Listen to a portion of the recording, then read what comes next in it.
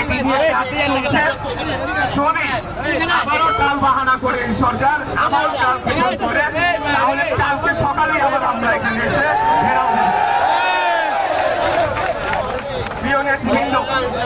দ্বিতীয় বিষয় হচ্ছে, আপনারা জানেন যে আমাদের এই কর্মসূচিগুলোর ফলে চরম জনভোগ সৃষ্টি হয় এবং জনগণ দুর্ভোগে পড়ে। রাস্তায় ঘন্টার পর ঘন্টা তারা আটকিয়ে থাকে এবং বিভিন্ন সেবায় তারা বঞ্চিত হয়। এই যে ঘটনাটি ঘটে, সেটার জন্য আমাদের নেতা এবং আমরা দুজনেই ঢাকার সাধারণ জনগণের কাছে আমরা আন্তরিকভাবে ক্ষমা প্রার্থনা করছি।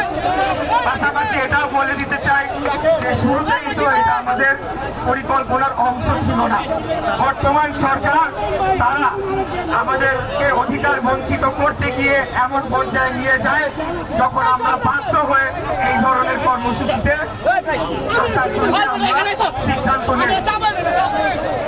এখন গতকাল আমি কথা বলেছিলাম, হচ্ছে যে বর্তমান সরকারের ভেতরে দুইজন ছাত্র প্রতিনিধি রয়েছেন যারা নতুন রাজনৈতিক দলের সরাসরি সমর্থক এবং সংগঠক হিসেবে কাজ করছেন। তাদের পদত্যাগ না হওয়া পর্যন্ত এই আন্দোলন শেষ হবে না, এই ঘোষণা দিয়েছিলাম। আমি আমার সেই ঘোষণাকে পুনর্ব্যক্ত করতে চাই।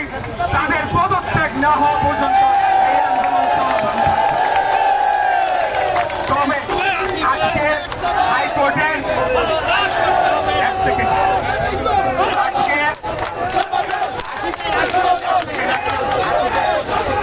যেহেতু বাংলাদেশ জাতীয়তাবাদী দল বিএনপি একটি গণতান্ত্রিক, নিয়মতান্ত্রিক এবং আইনের শাসনে বিশ্বাসী রাজনৈতিক দল, আজকের হাইকোর্টের আদেশনার পর আমাদের দল সিদ্ধান্ত নিয়েছে যে আপাতত আমরা স্থগিত রাখবো এবং সরকারকে আগামী 24 ঘন্টা থেকে 48 ঘন্টা পর্যবেক্ষণ করা হবে তারা কি করে